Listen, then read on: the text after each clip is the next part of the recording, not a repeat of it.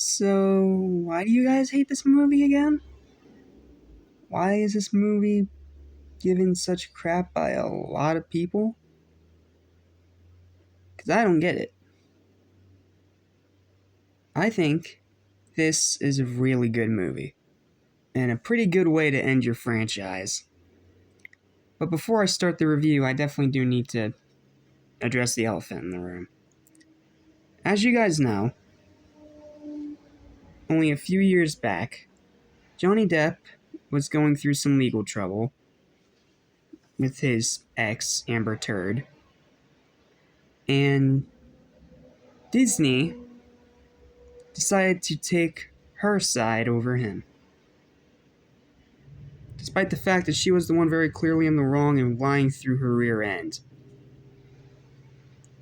Thus, they fired him and pretty much canceled all their Pirates projects going forward, even a female-led movie with Jenna Ortega.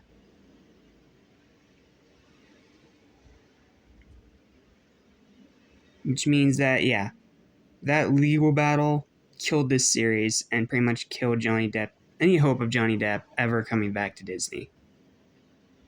So yeah, Disney screwed the pooch and shoot themselves in the foot with that one. And because of that, we're not getting another Pirates movie again. This is just going to be now it's just going to be a franchise buried to the sands of time. Or in this case, the endless seas.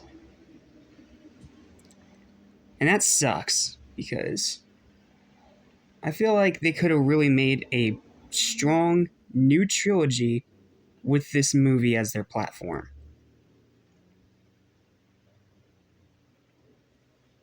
But for one reason or another, it just didn't make money, and the legal trouble on top of that pretty much killed any hope of this franchise ever continuing. So thank you, Disney. Thank you for killing off one of your only actual franchises of originality in favor of your stupid, crappy, lazy, garbage live action remakes that you just will not stop. You play a part in the death of cinema, in the death of quality, and the death of originality. May you all rot in hell forevermore. Okay, I'm done with the Disney rant. Let's move on. As for the movie itself, it's pretty good. I quite enjoyed Dead Men Tell No Tales, and like I said before, it's a pretty good way to end off your series. With Jack pretty much disgraced and his crew turning on him, and now he's pretty much all out of options and decides to just drink himself to death at this point.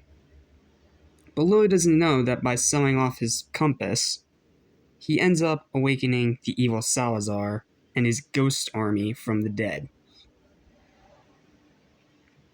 So, because of that, now that army is after him, and Jack's only hope is to find the Trident of Poseidon, with the help of 2 more blocks of wood. Now that sounds interesting. And not to mention, this movie definitely has a bigger budget than Stranger Tides, because this one has a lot more of the modern filmmaking stuff, like wider angle shots, a little more creative with some of the scenes that they do. Like there's one where Jack is about to be executed by guillotine instead of hanging. And the crew saves him, but in return, he ends up spinning around and around and around, and the camera actually follows him as he's spinning. Like, that's a cool little camera trick. I also really like that they went with Trident of Poseidon, because it definitely led to some pretty cool visuals. Javier Bardem himself, as Captain Salazar, is a pretty decent villain. I like how morbid they made him and how he's literally a ghost, and some of the things they do with his army and the things that he has at his disposal to chase Jack with is pretty morbid. Like, you know, he has decaying sharks and literal crewmates with half a head and no mouth, or just no head altogether. Heck, I'm pretty sure one of them only has one limb left. Like, it's freaky deaky stuff, and it's really cool.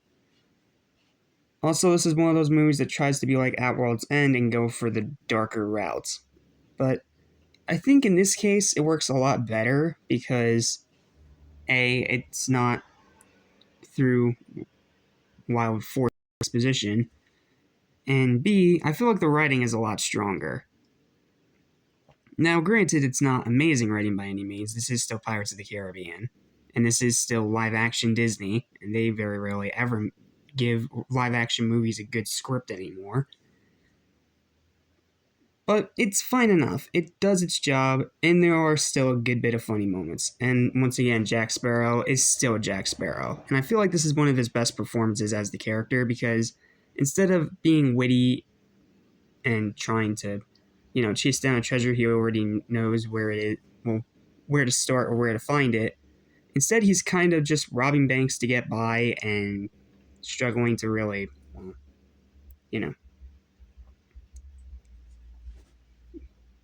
struggling to continue to be a pirate.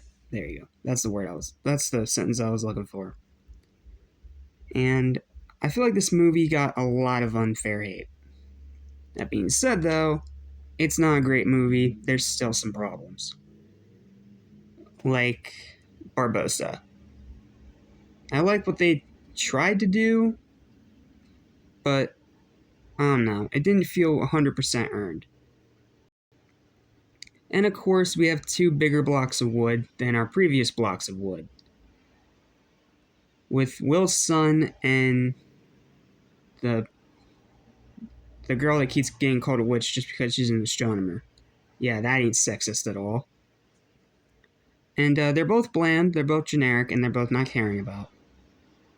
Somehow even more generic than Will and Elizabeth, who both are in this movie, but not for very long and for almost little to no purpose aside from, hey, I'm here, remember me?